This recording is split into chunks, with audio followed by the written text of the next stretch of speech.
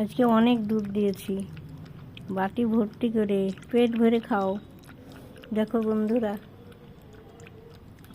কিভাবে খাচ্ছে, খুব খিদে পেয়েছে। দেখি তাকা, এদিকে তাকা। তাকাবে না খাওয়ার সময়।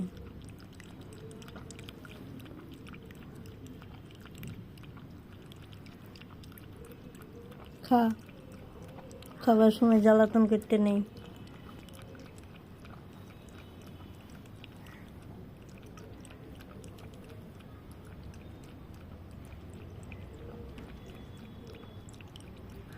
এ শুধু দুধই খাবে, ভাত খেতে চায় না, শুধু মাংস খাবে আর দুধ।